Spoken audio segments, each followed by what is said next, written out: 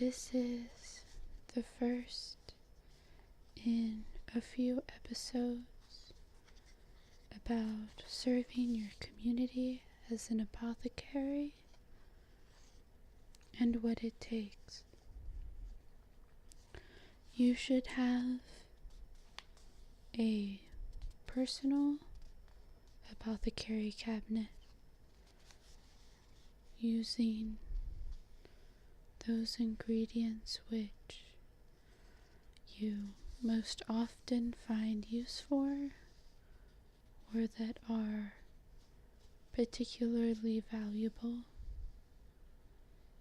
And I would suggest, based on my own experience, that you keep it nearby unless you have some particularly volatile ingredients.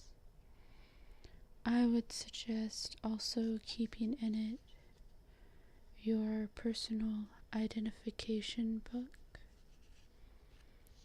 and your traveling or mini apothecary.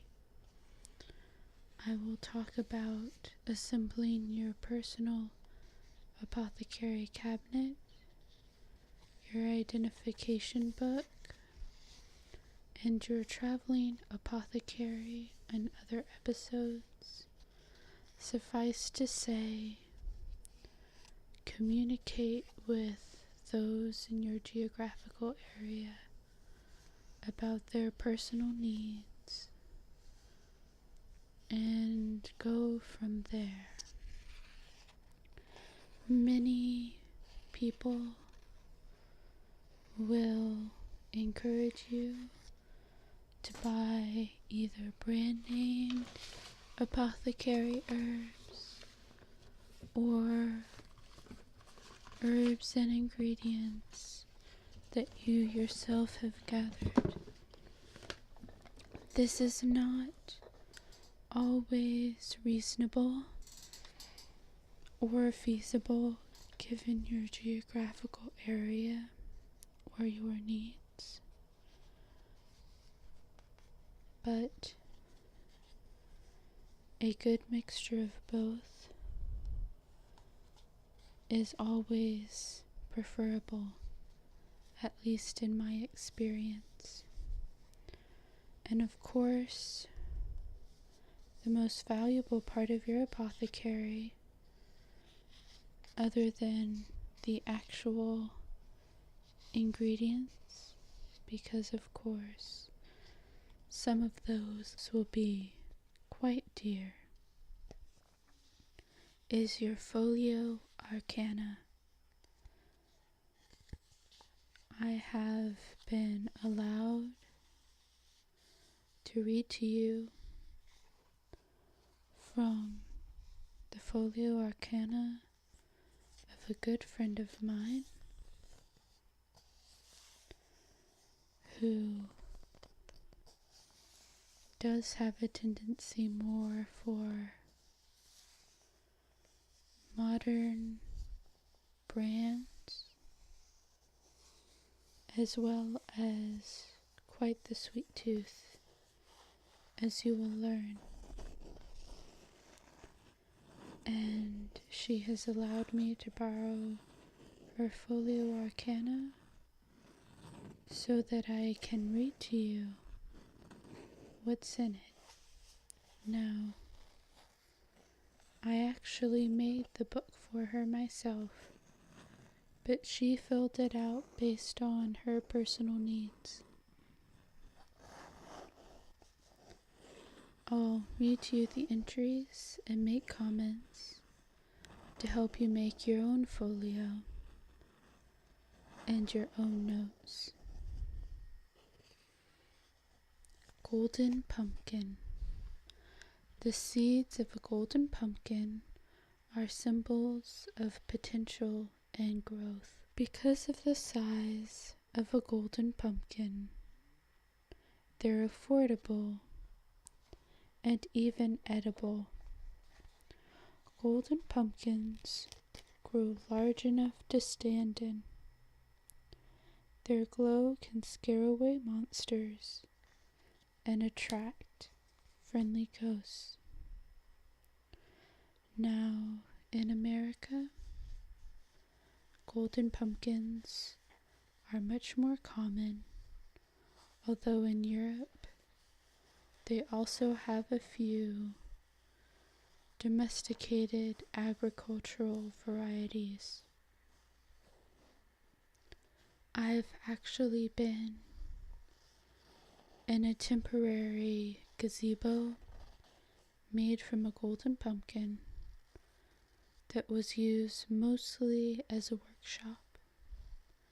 It's actually quite good for temporary workshops and workspaces until they start to get a bit mushy. Their seeds, though, are not very large. They're a bit stiff, but still very good. The golden pumpkin seed is good for potions, not only for literal growth, such as making a mouse the size of a dog, but also for metaphorical growth, as long as it's paired with other ingredients. Next is crystallized toad slime. Since toad slime goes bad quite quickly, crystallized is a good alternative to liquid. It keeps longer, but is more concentrated, so less is needed. Useful for bringing disparate ingredients together and for taste. Can be ground into powder for more precise measurement. Check the type of toad before use. This is a very good suggestion if you are not called upon to make a lot of potions with exotic ingredients, which is to say, generally speaking, ingredients that take more than a week to get to you, or that would without the same level of international shipping that we enjoy today with the internet. Still, crystallized toad slime is very useful, although I would say be careful in selling or giving it out, because there are some potions which use it, which can have ill effects. Next to the entry for crystallized toad slime is that for toa frog. Toa frog works best fresh, though pickled works in a pinch. Gives a hop to one step, or added energy. For some potions, all that is required is that the frog extend its toe to touch the magic mixture. Good toes can be identified through their bright color and swampy smell. They should be soft and round. Now I should note, for those who are beginners, that soft does not mean squishy. Now my friend tends somewhat towards more vegan ideas, so those of you who want to run a vegan apothecary, you don't actually have to remove the toe from the frog. Just have them tip their dainty little foot into the potion. Next is ghost powder. Ghost powder comes in 3 classifications: raw, enchantment grade, and medical grade. It's worth buying brand name for quality of product and to ensure no ghosts were harmed in harvesting. The powder is useful for memory, bringing objects to life, or strengthening enchantments, as well as seeing secrets. Only medical grade powder is safe for living beings to consume or for contact with wet tissues. Now, this is something that comes up a lot with young apothecaries trying to experiment. Ghost powder, while it might bring your door to life so that it will ask riddles, or a key to life so that it will only open a door when you request it, or a book to life so that it will read you to sleep. Ghost powder cannot bring living creatures back to life. That is a different thing entirely. When it comes to using ghost powder to seeing secrets, despite some of the recipes and potions floating out there, when you apply it to your eyes, apply it to your eyelids, not to your actual eyeball. That will create quite the issue, as ghost powder reacts to wet tissue in unexpected ways. Next is contagious algae bloom. Now, I will make a note.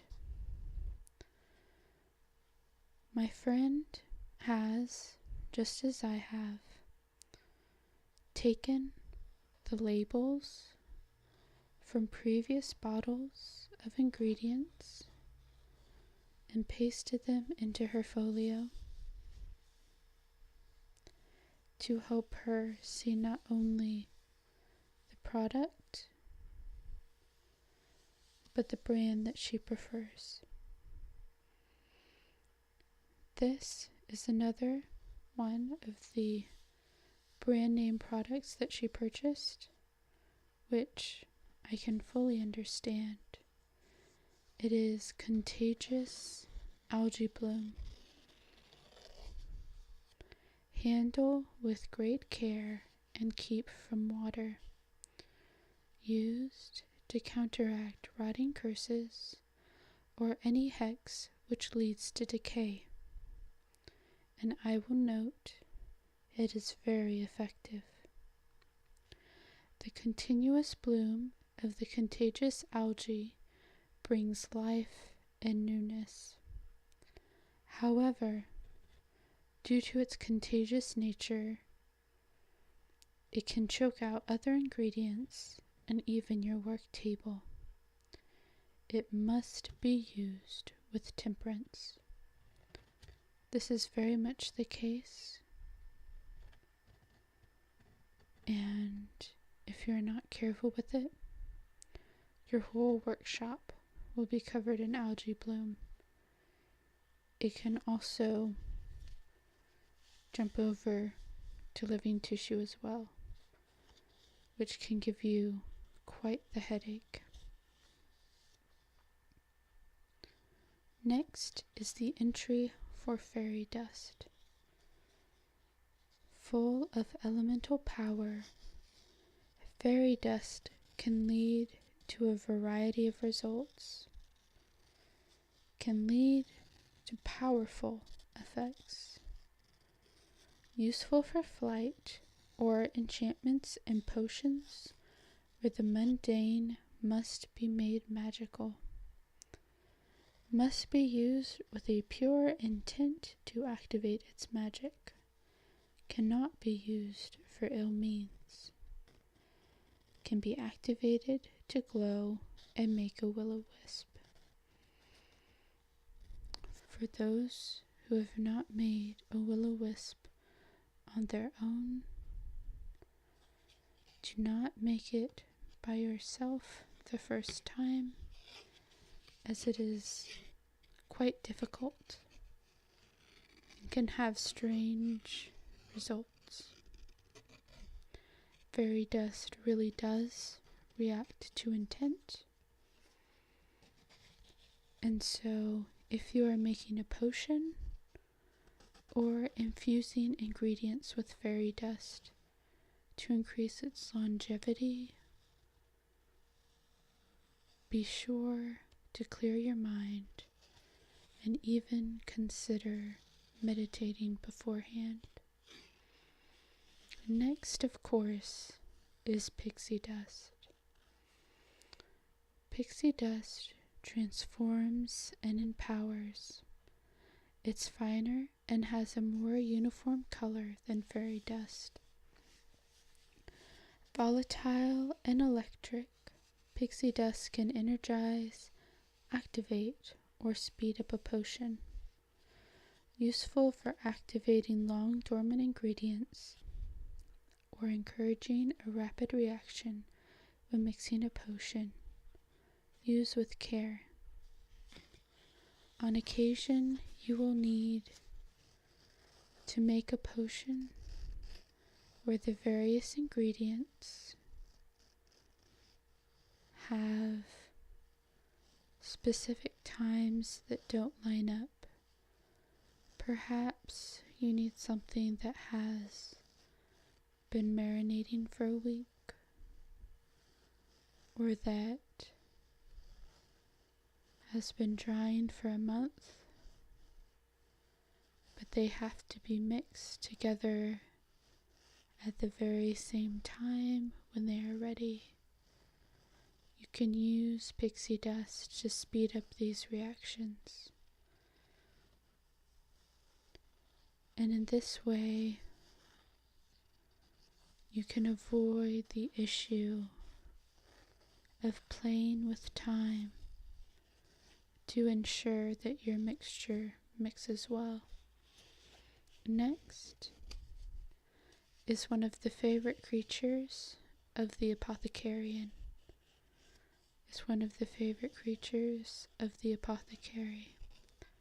The fuss budget. Small creatures with one eye, fuss budgets are related to dust bunnies. They should never be alone for long, as they are family creatures and grow lonely. They are skilled at all types of mathematics, but most especially accounting. Put them in a box with your budgeting records, and they'll sort it. They also keep any monsters out from under a bed. Just place one underneath at night. Now, fuss budgets are very sweet creatures and a favorite. There are several types. There is the common or the fluffy fuss budget, which has very, very soft fur and tends to have a smaller eye. It is also more sensitive. There is the active or the glowing fuss budget, which is a little more physically active and more likely to move and react, and is markedly different because of its coarse, glowing whiskers. The third type that you will probably run into is the swamp fuss budget, which has coarse fur, tends to have a larger eye, and makes very specific pair bonds. It is important to ensure that the fuss budget not be kept alone. It helps to keep them either in a large canning jar or under a bell jar to ensure that they remain safe. Next, batwing bites. A treat for many magical creatures, enjoyed by ghosts, goblins, vampires, and anyone with a taste for spooky treats.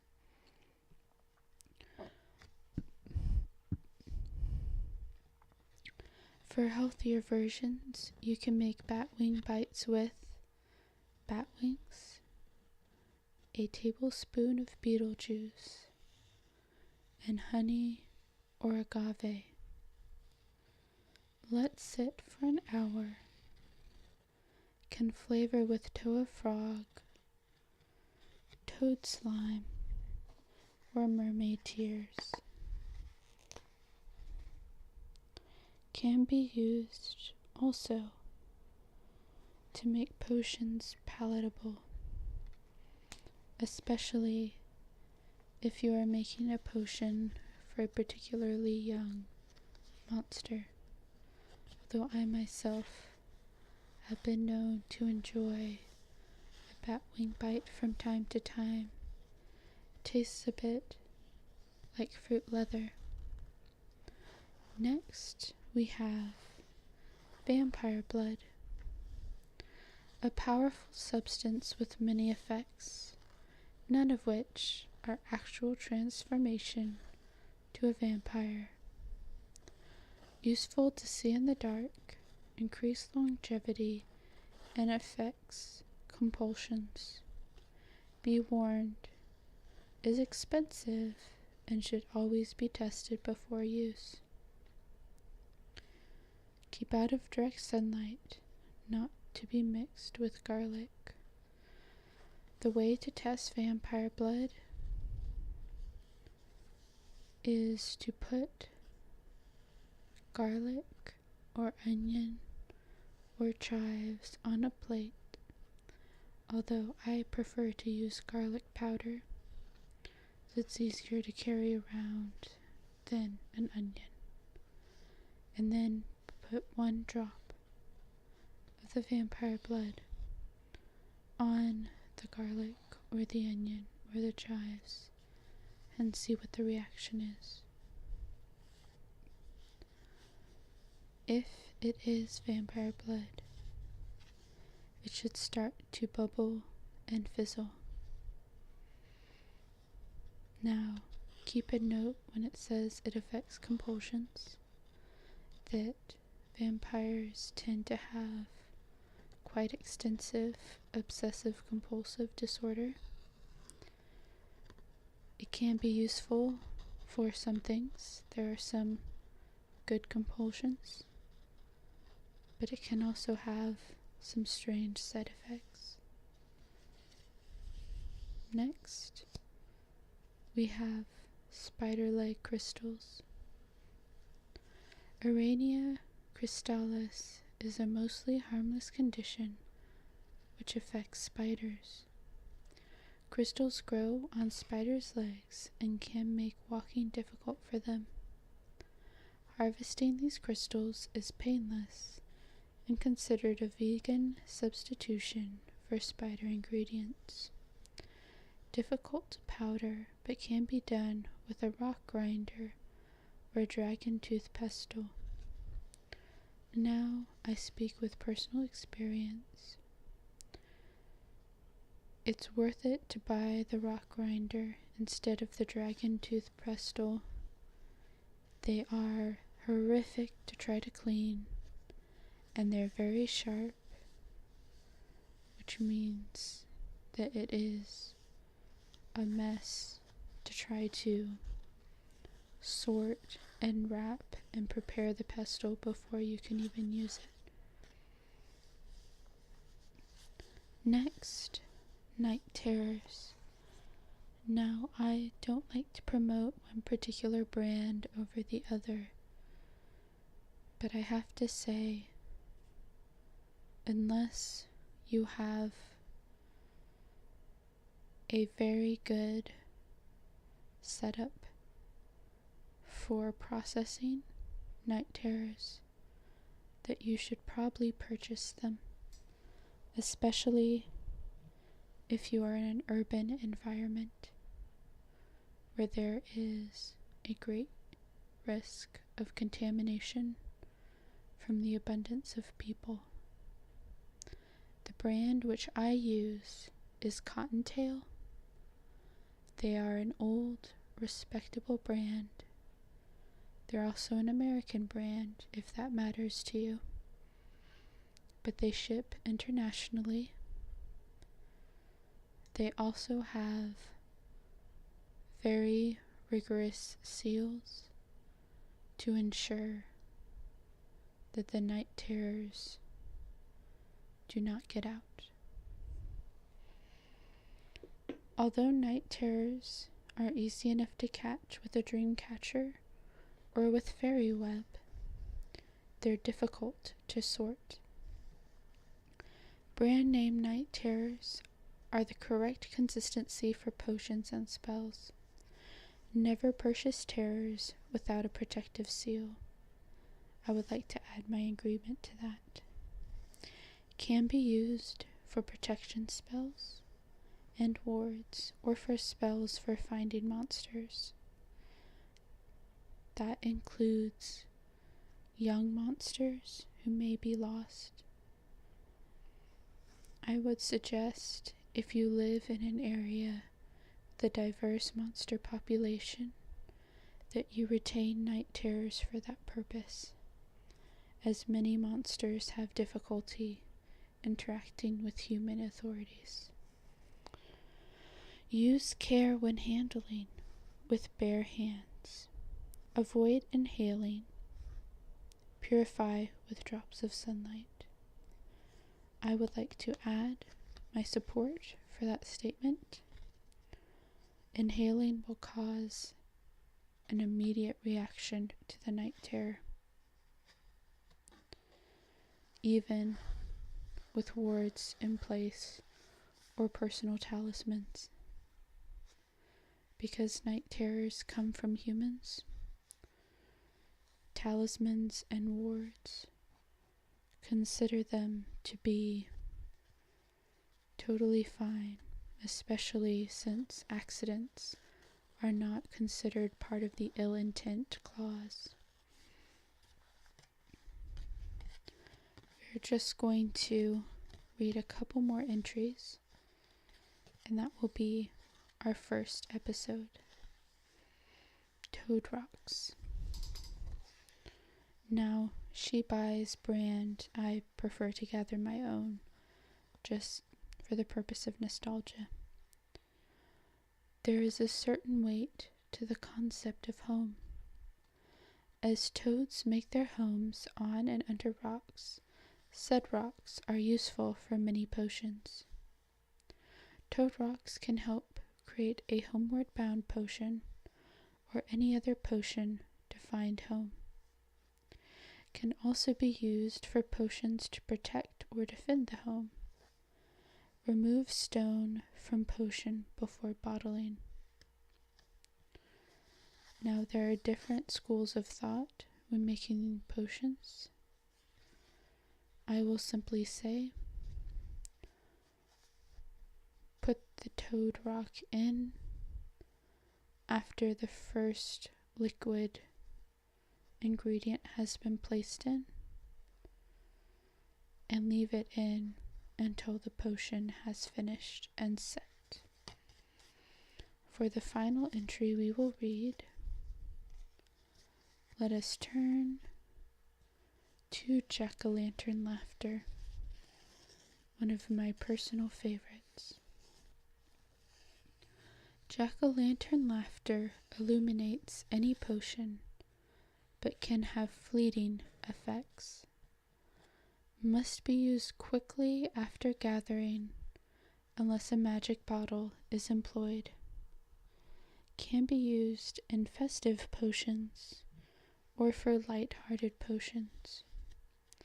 Will sound like a bright high rattle while still good.